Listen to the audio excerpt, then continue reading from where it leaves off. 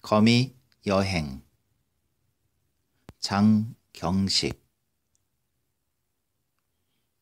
통보를 해주기로 했던 중앙선 담당 운행통제관인 운전사령에게서는 아직 아무런 연락이 없었다. 나는 일부기를 만지작거리면서 승차권함 앞의 창구 유리창으로 대합실을 내다보았다. 누렇게 바래고 먼지가 앉은 회벽이 눈에 들어왔다. 공군 하사관을 모집한다는 내용의 포스터가 한가운데 붙여져 있었는데 만화처럼 그려진 정복 군인이 시선을 비스듬히 돌린 채 거수 경례를 하고 있었다.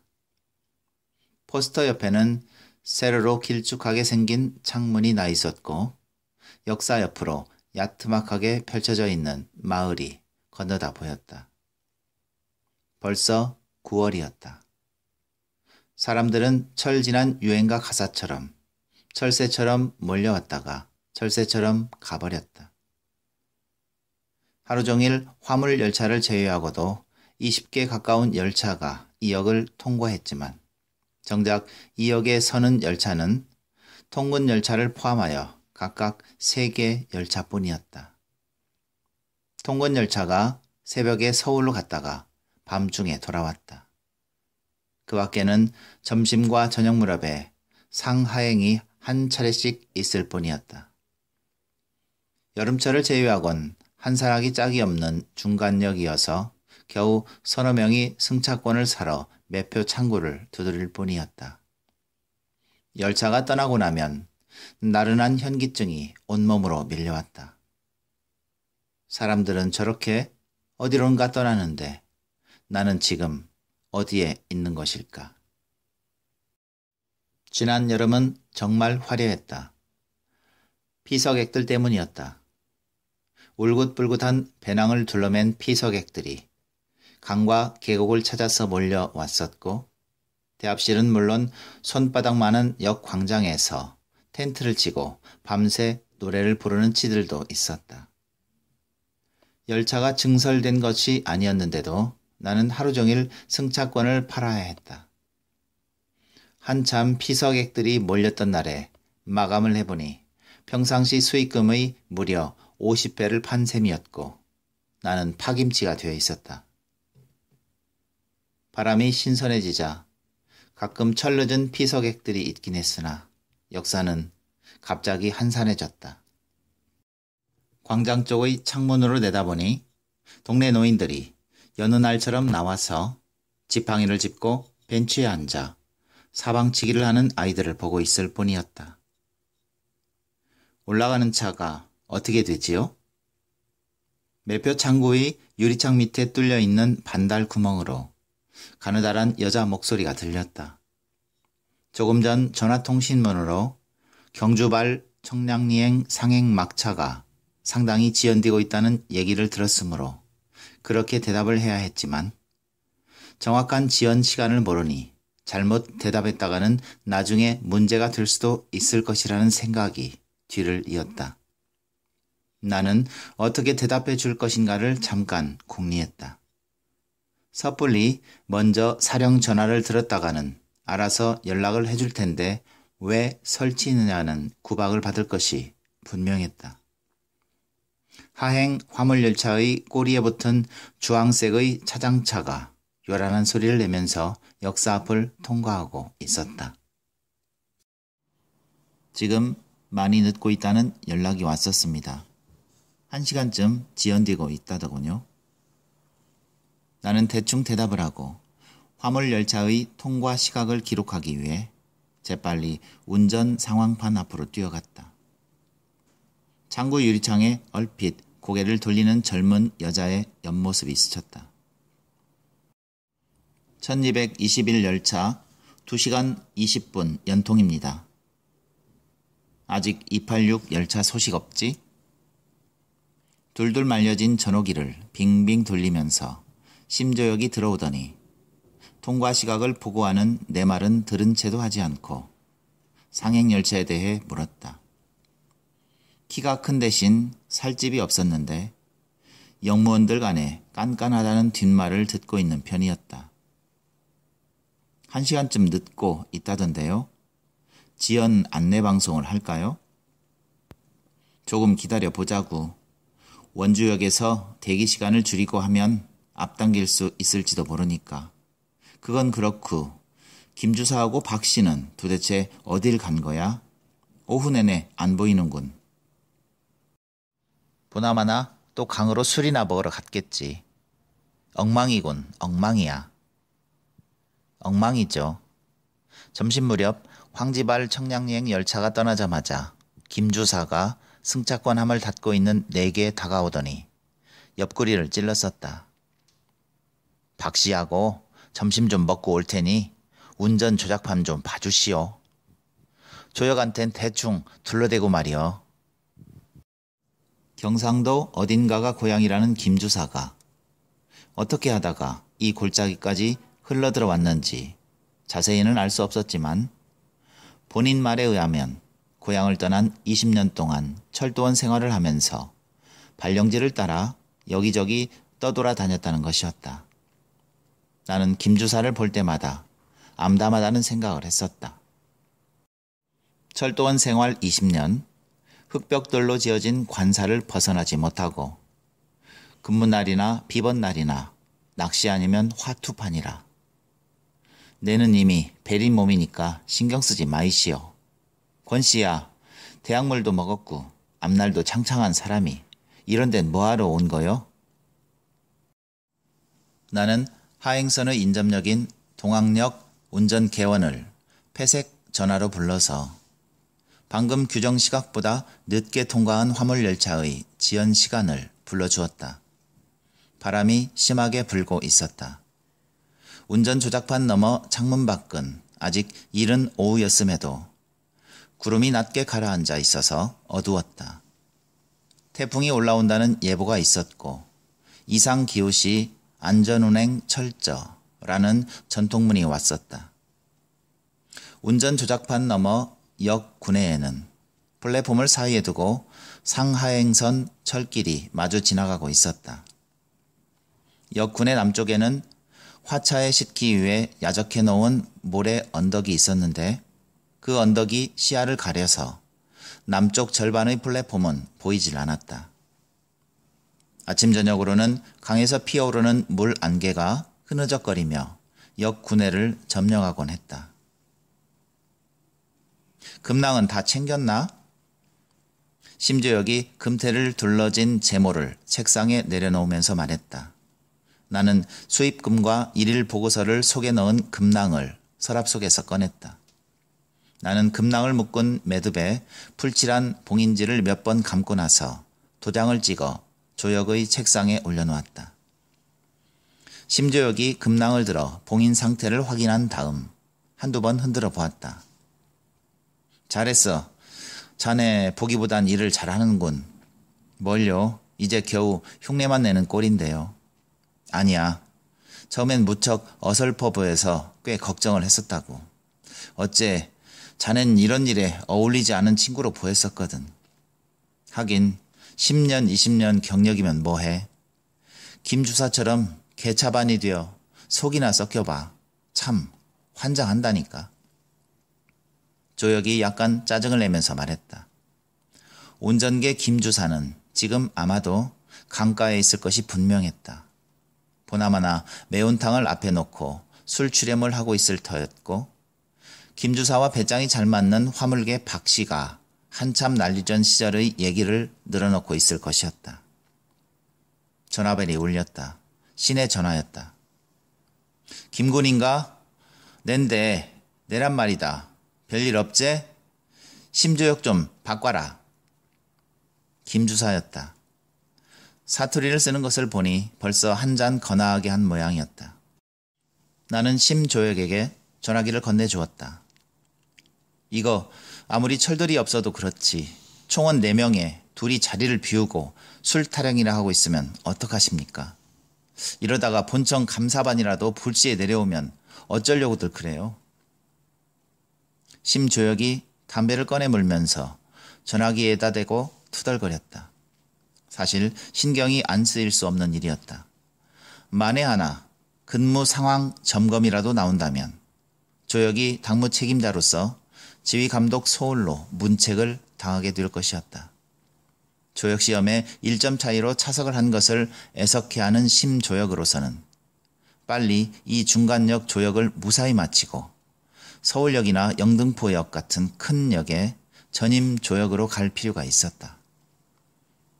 전임 조혁을 마치면 바로 여객 전무나 역장 자리를 받게 될 것이었다. 심조혁이 전화기를 귀에 대고 있다가 거칠게 내려놓았다. 감사반이요? 행여 그런 소리 마이소. 내 태백선에서 8년에 중앙선에서 10년입니다. 척하면 포인트 돌리는 소리고 탁하면 표딱지 일북이 찍는 소리 아닌겨. 18년 동안 근무 철저 전통을 골백번 받았지만서도 막상 이 골짜기까지 그 높으신 본청분들 왕림하는 것은 한 번도 못 보았습니다.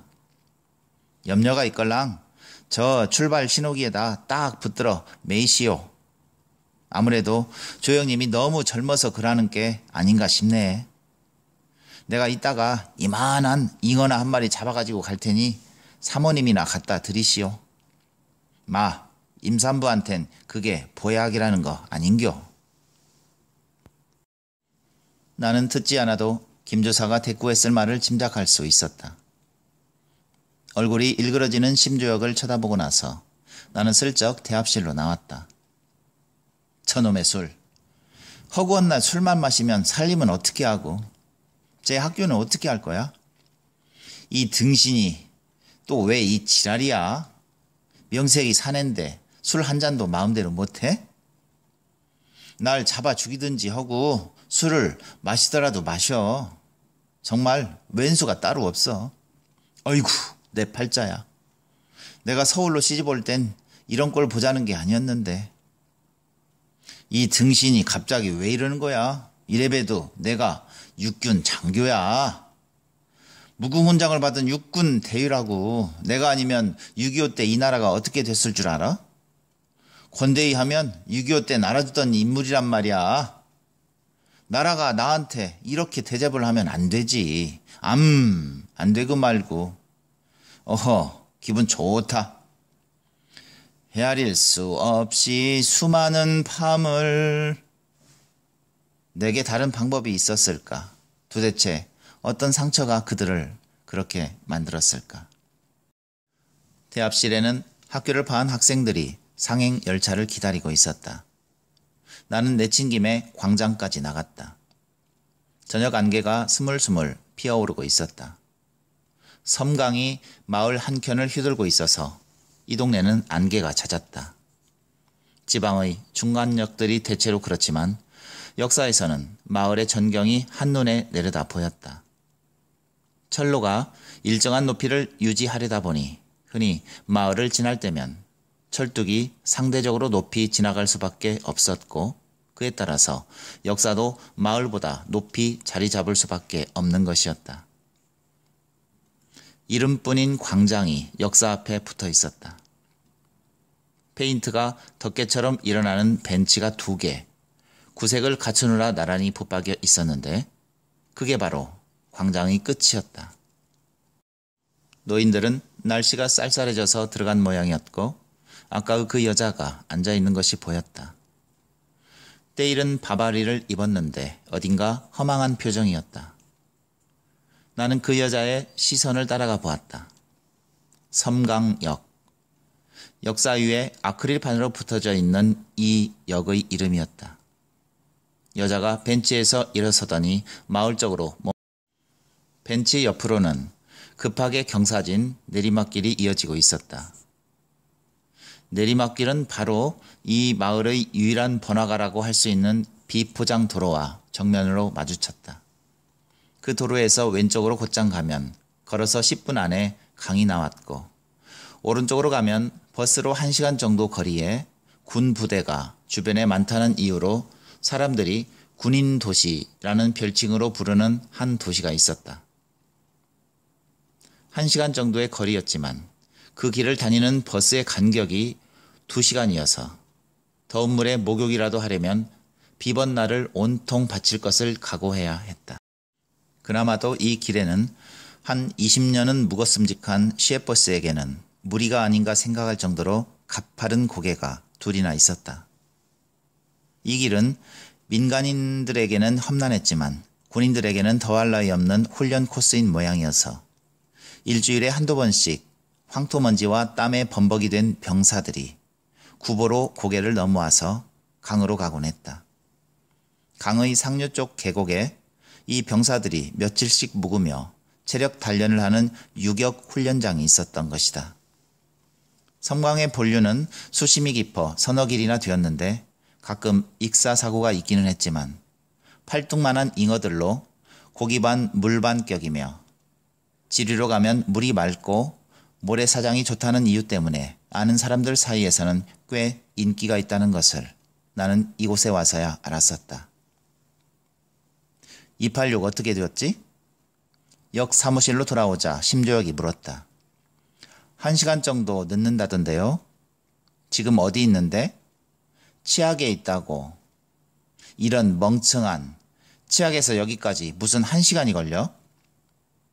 심조혁이 소리를 치더니 가슴을 두드리면서 사령 전화를 붙잡았다. 사령 여기 섬진강이요. 지금 286 어디 있어요? 심조혁이 뭐라고 떠드는 소리가 들렸다. 알았어. 진작 연락을 해줬어야 하는 거 아니야? 뭐? 목마른 놈이 우물을 파는 법이라고? 젠장. 이거 어디 일하기 더러워서 해먹겠나? 손님 여러분께 죄송한 안내 말씀을 드리겠습니다. 경주발 청량리행 막차는 지금 예정 시간보다 40분 늦게 운행되고 있습니다. 만일을 위해서 조금 일찍 역으로 나와주시기 바랍니다. 심조혁이 직접 마이크를 붙들고 역 광장에 방송을 하고 있었다.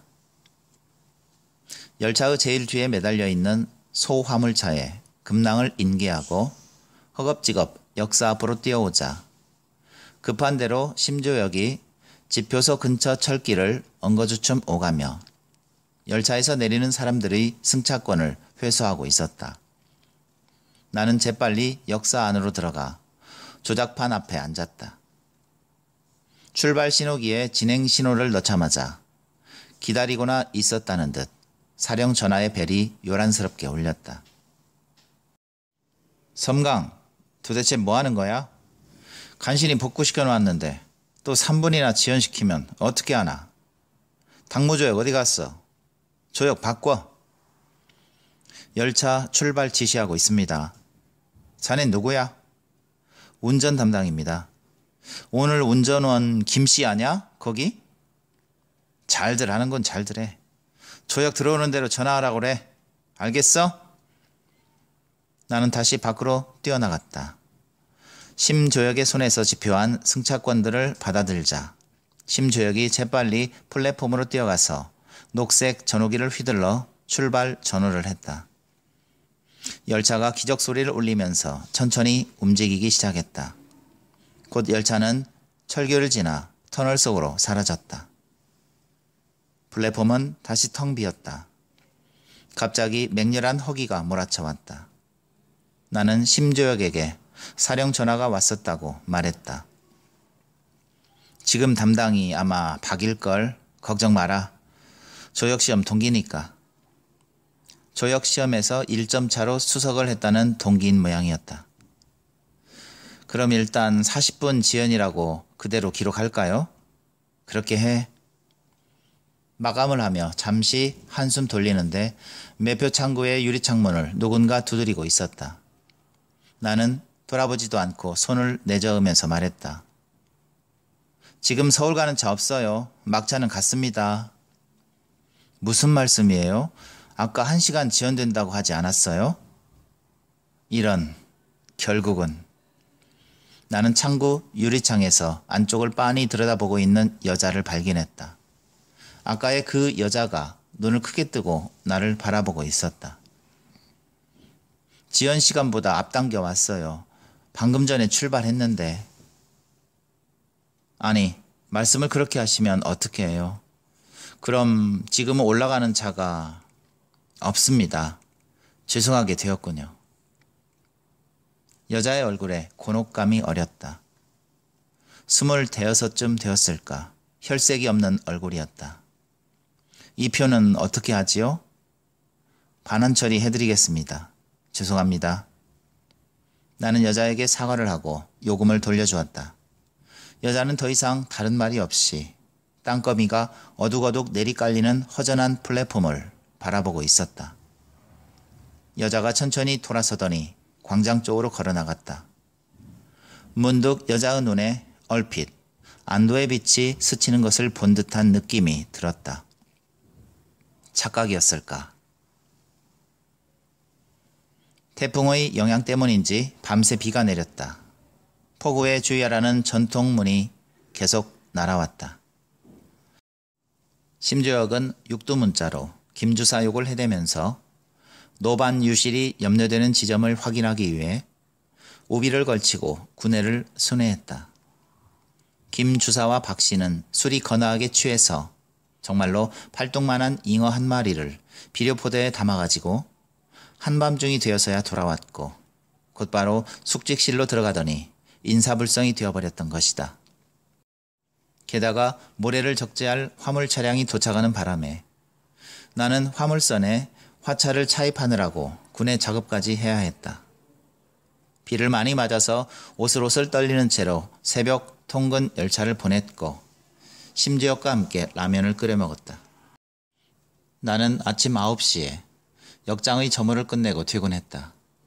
이제 24시간의 자유가 내게 다시 주어진 것이었다. 그래도 면 소재지인 이 마을의 이른바 번화가에는 면사무소를 중심으로 우체국이니 은행 대신 유일한 금융기관이기도 한 농협이니 하는 관공서들이 모여 있었다. 역사 바로 맞은편에는 음식점이 있었고 그 옆에는 사진관이 2층을 차지하고 있는 일식 목조 건물이 있었다. 사진관 아래에는 몰골과는 전혀 어울리지 않은 현대라는 이름의 다방이 하나 있었다. 그 다방에는 대체로 이 마을의 유직격인 각급 기관장들이 포진하고 앉아 두어 달마다 얼굴이 바뀌는 아가씨들과 서로의 신상에 대한 정보를 교환하곤 했다. 번화가의 뒤쪽으로 40여 호의 마을과 그 마을의 규모만한 국민학교와 국민학교보다는 좀 넓지만 50보 100보격인 중학교가 있었다. 그나마도 이 중학교에는 인근에서 열차 통학을 하는 학생들이 꽤 있는 모양이었다. 아마도 전국에 산재한 정거장의 수만큼은 충분히 있을 것으로 생각되는 역전 식당 가운데 하나인 이곳의 음식점은 50대의 내외와 갓 결혼한 아들 내외가 운영을 했는데 그들은 여름 한철에 매운탕을 팔아 1년 농사를 짓는 셈이었다. 이 식당에는 식사를 할 수 있는 방이 여럿 있었고 비수기에는 부업으로 하숙도 쳤다. 운이 없거나 배경이 든든하지 않아서 이곳까지 밀려오게 된 각급 기관들의 말단 직원들이 서너 명 이 식당에서 하숙을 했다. 나도 그중 하나여서 지난 여름이 되어 자의반 타의반으로 식당밥 먹기를 그만두기 전에는 이 식당의 골방 하나에서 비번날을 죽이곤 했었다. 철길의 한쪽은 이렇게 번화했지만 철뚝 넘어 강줄기가 휘어 들어오는 다른 쪽은 한산했다.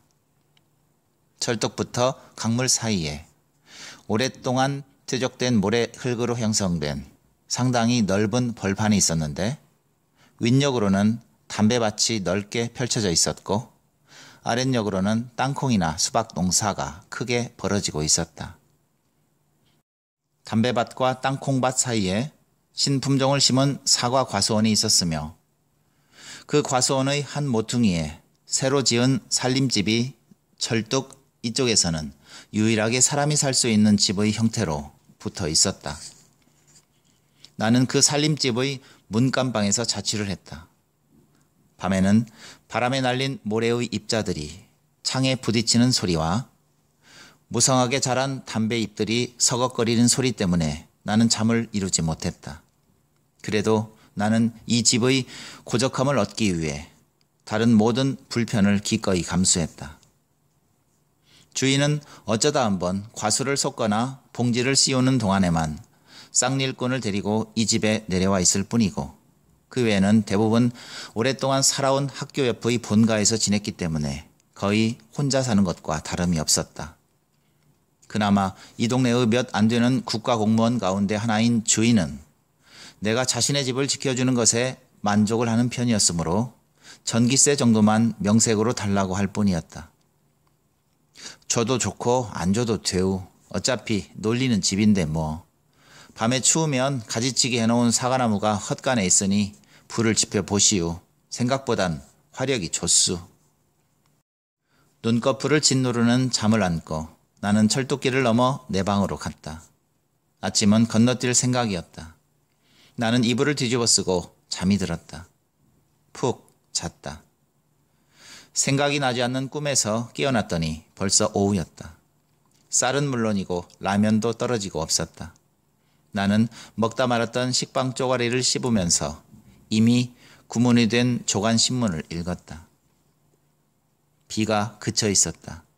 문을 여니 아직도 흐린 하늘이 과수들 위에 나지막이 깔려 있었다.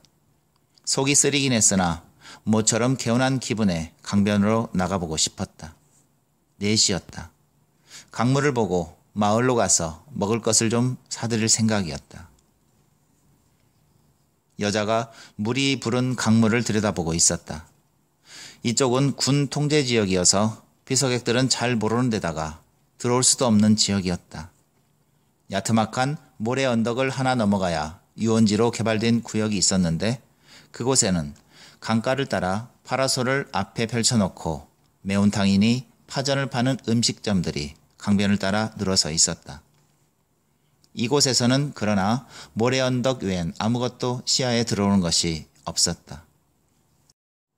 여자는 여전히 바바리를 걸치고 통가죽으로 된 가방을 어깨에 메고 있었는데 무엇에 홀린 듯 차츰차츰 강물로 들어가고 있는 중이었다. 벌써 발목까지 물에 들어서 있는 중이었다. 나는 어떻게 할까 잠깐 망설이다가 가까이 갔다. 인기척을 느꼈는지 여자가 돌아보았다. 여긴 웬일이세요? 여자가 선뜻 놀라면서 말했다. 물이 많이 불었어요. 조심하셔야 될 겁니다. 가끔 사고가 나기도 하거든요. 대개는 자살로 판명되긴 하지만 말이죠. 철교 위로 화물열차가 지나갔다. 고개를 들어보니 작물차와 조차들로 조성된 화물열차였는데 한 30량은 되는 것 같았다. 바퀴와 레일이 맞부딪히고 철골 구조물로 시설된 철교가 그것에 동조한 엄청난 소음 속에 마지막 말이 가려졌다. 열차가 지나간 후에 보니 여자가 어느새 모래 위로 다시 올라와 있었다. 여자가 바바리 깃을 축해 올리면서 고개를 숙였다. 어제 못 가셨으니 아침에는 올라가셨을 줄 알았는데 오늘까지만 올라가면 되는 일이어서요. 아예 차제에 하루 미루었어요. 덕분에 강가에도 와보고. 식사는 늦지막이 아침 겸 점심을 먹었어요. 참 어떻게 이쪽에? 숙소가 이쪽입니다. 마을로 가려면 정거장으로 철도길을 넘어가는 게 지름길이죠. 하지만 근무를 하지 않는 날에는 어쩐지 역으로 지나다니기가 싫더군요. 좀 돌긴 하지만 이 길로 다니는 게 마음이 편해요. 고생이 많으시군요. 여자가 웃었다. 우리는 철교 밑을 돌아서 마을 쪽으로 들어섰다. 차나 한잔 하시겠습니까? 어제 지은 죄도 있고 하니. 그러세요. 저도 마침 무료하던 참이에요. 몇 번 배달을 시켰던 까닭에 종업원이 아는 체를 하는 다방으로 우리는 들어갔다. 갑자기 코끝에 매캐한 담배 냄새와 쉰 듯한 곰팡내가 훅 끼쳐왔다. 우리는 창문 쪽 탁자에 앉았다. 별로 할 말이 없었다. 열차가 지나갔다. 태백선 특급 열차일 터였다. 열차가 지나가는 진동에 목조 건물인 다방이 움찔거렸다. 값싼 풍경화가 유치한 꽃무늬 벽지로 도배된 벽에 보란듯이 걸려 있었다. 종업원이 빙긋 의미 있는 웃음을 지으면서 다가왔다. 취향과는 관계없이 인심호하게 프림을 듬뿍 넣은 커피가 앞에 놓였다. 여긴 어떤 일로 오셨죠? 보아하니 이구장 사람은 아니신 것 같은데. 여자는 말이 없었다. 취재라도 하러 오셨나 보군요. 가끔 그런 글 쓰는 분들이 내리곤 했었죠. 가볼 만한 여행지를 기사로 쓰거나 책으로 만들거나 그런 목적이라고 하더군요. 잡지사 기자라는 분들도 가끔 와요. 그런 셈이에요. 여자가 빙긋 웃었다.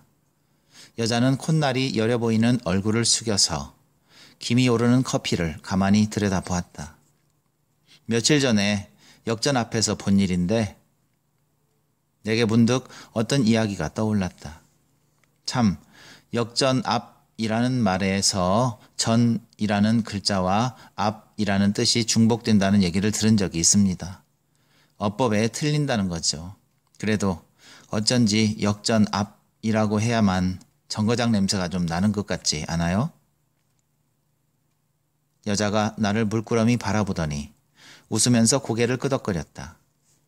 그녀는 찻잔의 온기가 사라지는 것이 아쉬운 듯 두 손으로 찻잔을 감싸고 있었다.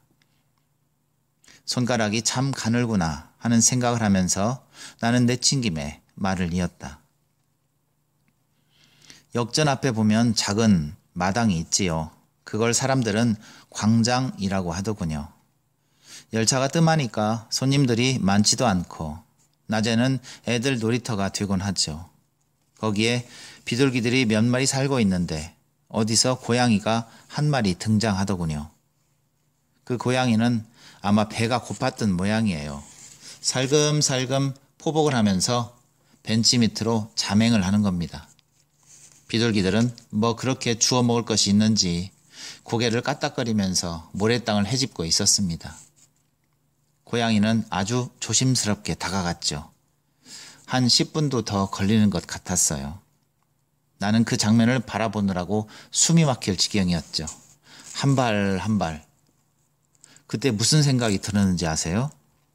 그 못된 고양이를 쫓아내거나 했을 것 같다고요? 그게 아니에요. 오히려 그 멍청한 비둘기가 있어 그 고양이에게 생포되는 꼴을 보고 싶었어요. 쫓고 쫓기다가 잡혀서 고양이의 이빨 사이에 깃털이 묻어나면서 날개를 퍼덕이는 비둘기가 잡혀 해체되는 장면을 보고 싶었던 겁니다. 하지만 어떻게 되었냐고요? 내 생각보다 비둘기가 훨씬 똑똑했죠. 비둘기는 짐짓 모르는 척 모래땅만 파헤치고 있다가 사정거리에 들어선 것을 깨닫자 슬쩍 고양이를 피해 날더니 그렇게 멀지 않은 자리에 다시 사뿐히 내려앉는 것이었어요. 난 실망할 수밖에 없었죠. 그리고 비둘기는 이미 알고 있었던 것이 분명하다는 결론을 내렸어요. 저 고양이는 비둘기를 쫓아다닐 수밖에 없으며 자신은 그것을 감수해야 하는 입장이라는 것을 이미 알고 있었겠죠. 그리고 기왕이면 그것을 인정하고 우아하게 살자는 것이겠지요. 나는 고양이의 발톱을 그렇게 우아하게 피하는 비둘기에게 한 방 먹은 기분이었어요. 나는 미적지근한 커피를 들이마셨다. 여자가 우두커니 나를 바라보고 있었다. 이해할 수 있을 것 같아요. 그 기분. 요란스럽게 탁자가 흔들렸다. 창밖을 보니 상행 화물열차가 지나가고 있었다. 철도 공무원 생활은 어떠세요? 나는 씩 웃었다. 영무원 생활에 대한 얘기를 하자는 것인가? 어디론가 떠나는 사람들을 배웅하고 돌아오는 사람들을 맞아들이고 그러면서 떠나지 못하는 사람들. 그 애도 떠났다. 제대하고 복학을 할 것인가 집을 떠날 것인가를 궁리하면서 신림동으로 돌아와 전화를 걸었을 때 나직하게 들리던 그의 어머니의 목소리. 시집 갔으니 이제 전화 걸지 마오. 무심코 나는 고개를 흔들었다. 잊어버리고 싶은 기억이었다. 나는 지금 그 기억에서 떠나온 것일까? 만족을 못하시나 보군요. 영무원 생활은 무척 지루하죠. 기다리고 보내는 것이 일이더군요. 재미있는 일도 없지는 않겠지만 잘 모르겠어요. 아직 철도밥을 9달밖에 먹지 않은 병아리여서 그런지 매일 야단을 맞곤 하거든요. 어쨌든 기억에 남는 것은 지루함입니다. 10년, 20년씩 철도원 생활을 해내는 사람들의 삶을 이해하는 건 더 어렵죠. 기다리는 일, 모든 게 그렇지 않은가요? 세상의 모든 어머니는 학교 간 아이를 기다리고 모든 아이들은 과자를 사들고 올 아빠를 기다리고 모든 아빠들은 봉급날을 기다리고 말이 되는군요. 나는 웃었다. 주머니를 뒤져보니 마침 담배가 있었다. 나는 담배를 꺼내 입에 물었다. 고향이 어디신데요? 여자가 물었다. 꼭 상담 선생님 앞에 마주 앉은 학생이 된 기분이었다. 서울입니다. 저기 역전 식당에서 하숙을 하다가 과수원의 빈집을 얻어 자취를 하고 있죠. 석 달쯤 되었을 겁니다. 왜 고향을 떠나 철도원을 하게 되셨어요? 여자가 나를 빤히 쳐다보고 있었다. 눈매가 깊었다. 나는 담배에 불을 붙였다. 대답이 막막했다. 왜일까? 간신히 철도원 시험에 붙고 기초교육을 받은 뒤 발령지로 내려왔을 때는 정말 한심했었다. 교육을 마치자 교육 성적을 바탕으로 각각의 발령지가 정해졌다. 나는 중앙선 쪽으로 발령을 받은 다른 12명과 함께 청량리역에서 오후 3시에 출발하는 제천행 완행 열차의 먼지가 풀썩거리는 녹색 의자에 몸을 실었다. 망우, 도농, 덕소, 양평을 지나면서 한두 명씩 성적이 좋았던 치들이 내렸다. 양평까지 오는 동안에는 그나마 차창 밖으로 간역이 얼어붙은 한강 줄기를 바라보며 삶은 달걀이나 귤을 나눠 먹기도 했지만 용문을 지나자 짧은 겨울해가 저물어 버렸고 지평쯤에 이르러서는 느닷없는 어둠이 들판을 덮어버렸던 것이었다. 우리는 어둠 속을 달리는 완행열차 속에서 서로 시선이 마주치는 것을 피하면서 아무 말도 없이 차창 밖만을 바라보았다.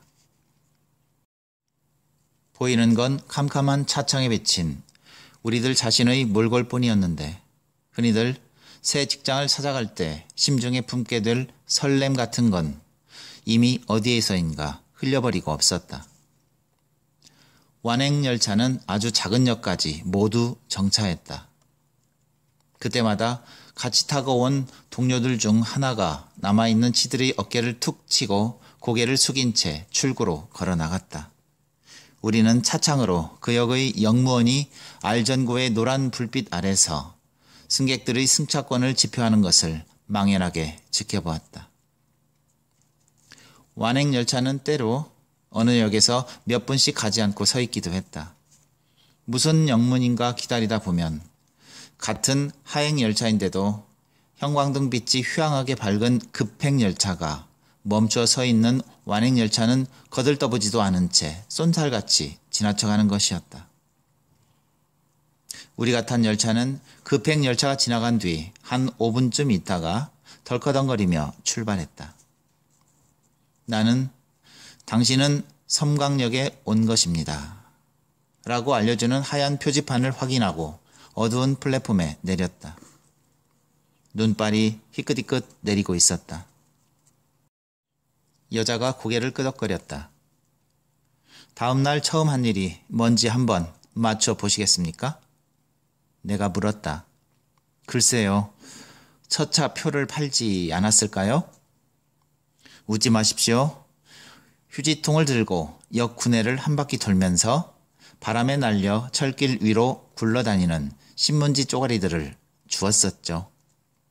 어머, 어머나. 여자가 웃었다.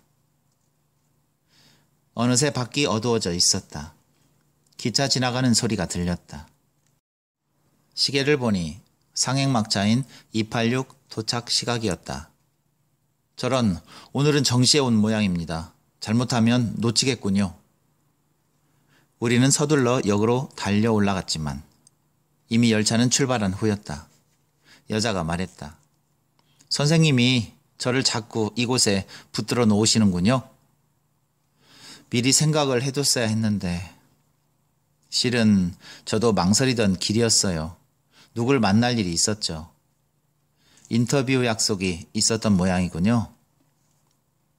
여자가 어두워진 마을을 내려다보면서 조그맣게 웃었다.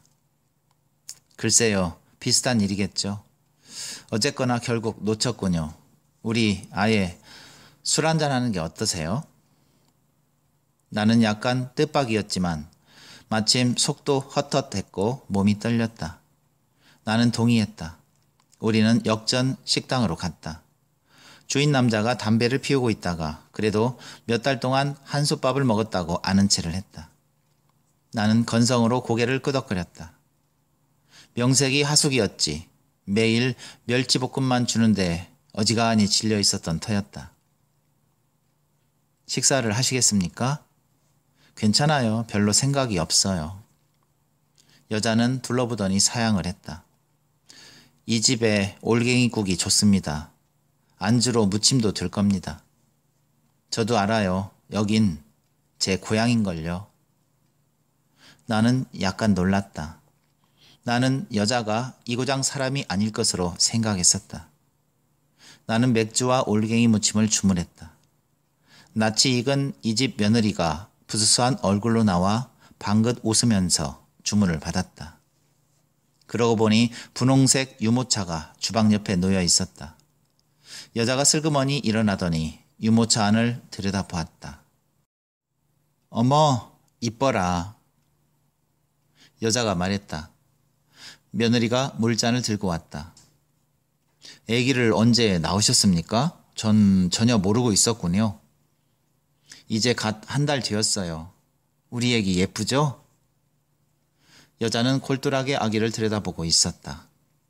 아기는 토실토실하게 젖살이 올라 있었다. 며느리가 맥주를 들고 왔다. 정거장에 근무하시는 게 물론 좋은 점도 있습니다. 내가 말했다. 날마다 새벽을 맞는 기분은 참 괜찮죠. 밤을 꼬박 새우고 안개가 자욱한 새벽이 되면 몸은 식은 풀빵처럼 늘어지지만 정신에는 어떤 감동이 다가오거든요. 새벽은 저도 좋아해요. 뭐든 새로 시작할 수 있을 거라는 느낌이 들어요. 새벽에는 의욕이 생기는 것 같아요. 그렇지 않아요? 저는 늘 배가 고프던데. 내가 웃으면서 말했다. 오늘 새벽에도 나는 서울로 꼭 갈 생각이었죠. 갈 수 있었을 것 같았어요.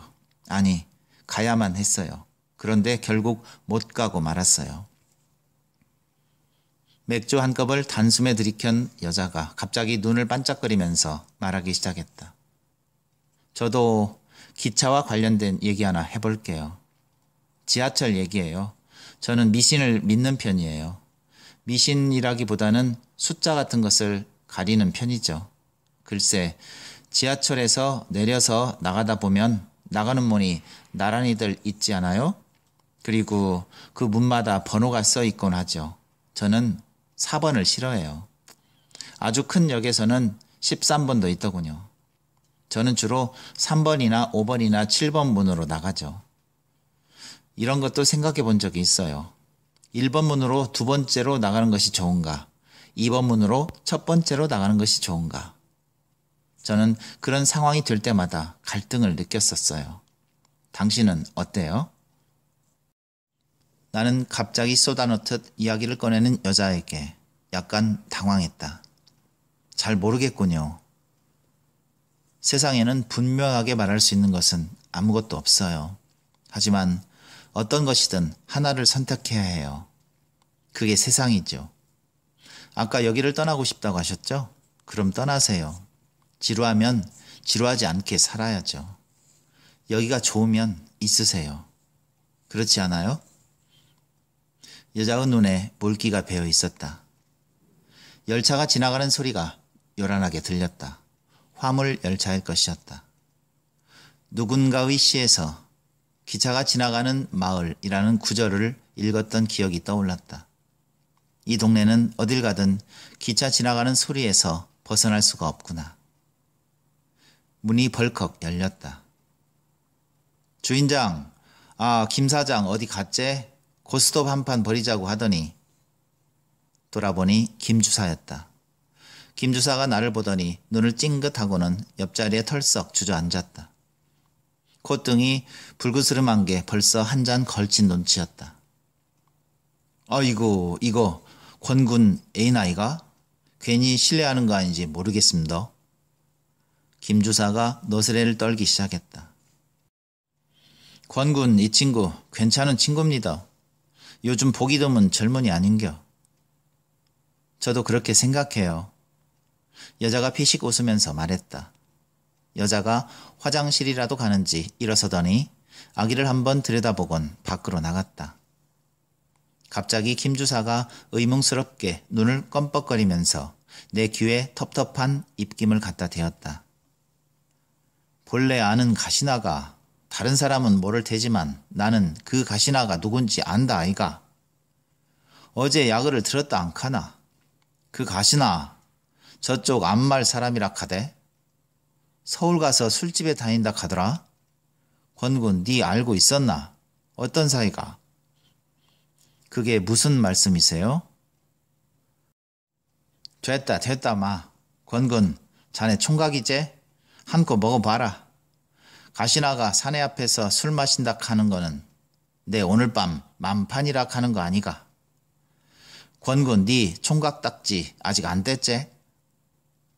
김 주사가 혼자 주절거리더니 여자가 들어오는 것을 보고 내 어깨를 툭 쳤다. 그리고 휘적거리면서 나가버렸다. 나는 어이가 없었다. 술집 여자? 여자는 술이 좀 오르는 모양이었다. 눈가가 발그스레 상기되어 있었다. 괜찮으시겠어요? 내가 물었다. 여자는 핏줄이 비쳐 보이는 두 손으로 얼굴을 감싸고 가만히 있었다. 며느리가 소금 뿌린 꽁치를 가져오더니 탁자의 한가운데 동그랗게 덮여있던 뚜껑을 열었다. 연탄 구멍들이 파르스름한 불꽃을 피어올리고 있었다. 며느리는 석쇠를 넣고 꽁치를 올려놓았다. 서비스예요. 며느리가 싱긋 웃고 돌아갔다. 홀은 다시 적적해졌다. 괜찮아요. 이까짓 것을 가지고 뭐. 바람을 좀 쐬고 싶었을 뿐이에요. 나가보니 깜깜하더군요. 갈 곳이 안 보여요. 왜 이렇게 어둡죠?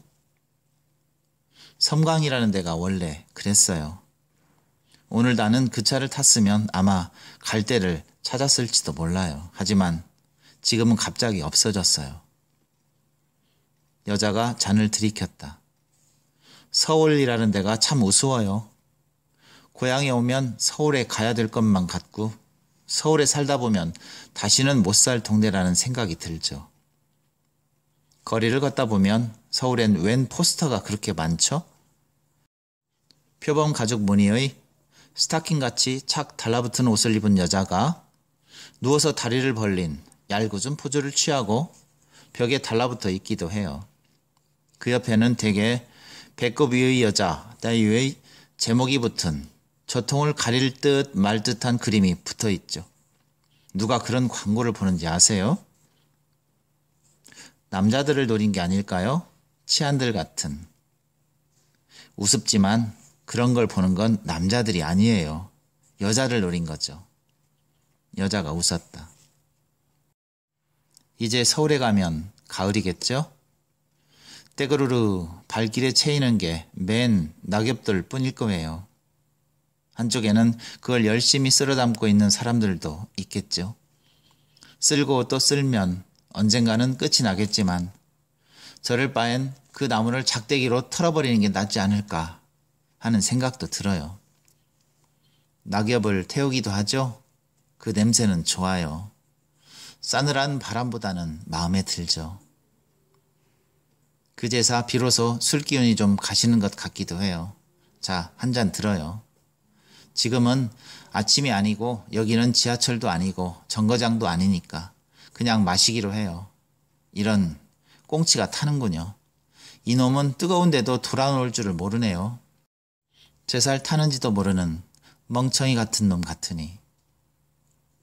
젓가락 끝으로 꽁치를 뒤적거리던 나는 갑자기 오한이 엄습하는 것을 느꼈다. 시커멓게 탄 꽁치의 껍질을 헤집자 김이 모락모락 나는 흰 살이 부르르 떨면서 몸을 열어주는 것이었다. 기차가 지나가는 소리가 들렸다. 비스듬히 아기가 맞지 않은 출입문으로 바지가랑이를 날리면서 바람이 들이쳤다.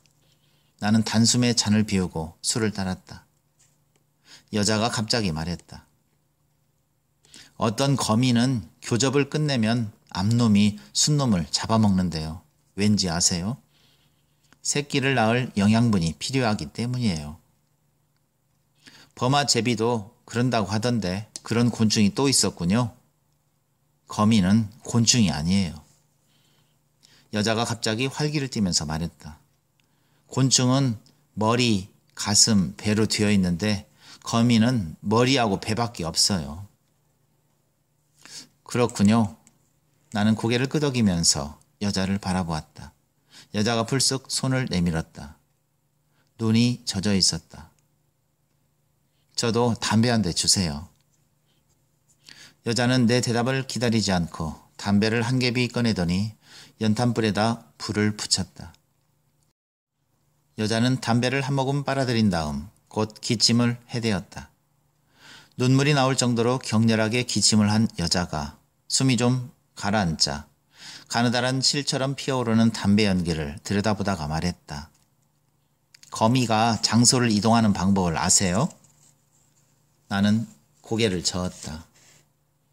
어떤 거미들은 여행을 가고 싶을 때 꽁무니에서 나온 거미줄을 타고 날아간대요. 신기한 일이군요. 굼벵이도 구르는 재주가 있다고 하더니. 여자가 담배 연기를 망연히 바라보면서 꿈을 꾸듯이 중얼거렸다.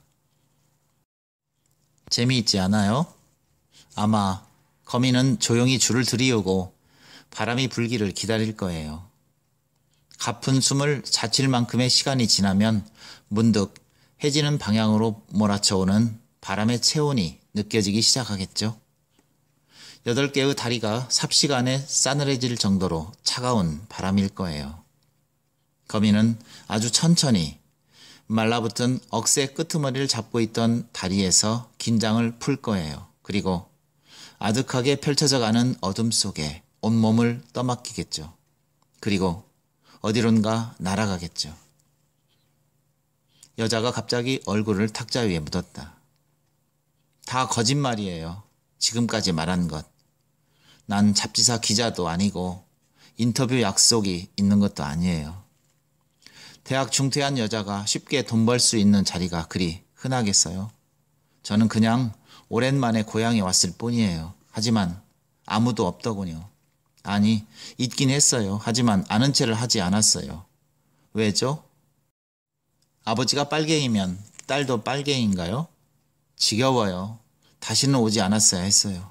이젠 정말 떠날 거예요. 저 1달 전에 애를 낳았어요. 돌연히 여자가 말했다. 대리모였죠. 저는 돈이 필요했거든요. 운이 좋았죠. 어쨌든 3번째 남자였으니까. 다른 남자들은 용기가 없었어요. 남자들은 왜 그렇게 용기가 없죠? 왜 머뭇거려요? 저는 그렇지 않아요. 저는 갈 때가 되었다 싶으면 가요.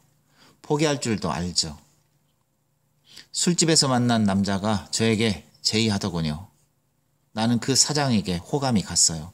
그 사장이 그러더군요. 애를 낳아달라고. 난 아기를 낳아줬어요. 1달 전이에요.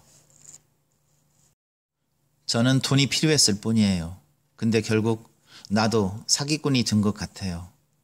마지막으로 사기를 친 셈이죠. 내 아기한테 말이죠. 오늘 그 사장을 만나는 날이었죠. 돈을 받아야 할 것 아니겠어요? 모르겠어요. 이제 어떻게 해야 하죠? 이미 시간이 지났군요. 잊을 거예요. 내일 아침에 정신이 들면 좋은 숫자를 골라 탈 거예요. 어디에든 가게 되겠죠. 설마 어디 가서 밥 한술 못 얻어먹겠어요? 여자가 주정을 했다. 나는 여자를 끌고 역전 식당에서 나왔다. 바람이 심하게 불고 있었다. 다시 태풍이 오진 않을 것이다. 밖은 완전히 어두워져 있었고 역 사무실에만 불이 켜져 있었다. 여자는 축 늘어진 채 내게 매달려 있었다. 날 좀 데려다 주시겠어요? 따뜻한 방에 좀 눕고 싶어요. 나는 잠깐 망설이다가 철도길을 돌아 그녀를 내 자취방으로 데리고 갔다. 방바닥은 싸늘했다. 나는 여자를 여위에 누이고 밖으로 나왔다. 한기가 몰아쳤다. 나는 헛간에서 바싹 마른 사과나무 가지들을 한 짐 꺼내다가 아궁이에 불을 지폈다. 불꽃 속에 어른어른 어떤 얼굴들이 비쳐 보였다. 아무리 들여다보아도 누구인지는 알 수가 없는. 물을 한 잔 떠서 들고 방에 들어가자 여자는 곤히 잠이 들어 있었다. 나는 난감했지만 불을 끄고 한쪽으로 누웠다. 머리가 아팠다. 얼마나 잠이 들었을까. 얼굴에 뜨거운 감이 느껴졌다. 여자가 내 얼굴에 자신의 얼굴을 부벼대고 있었다. 여자가 말했다.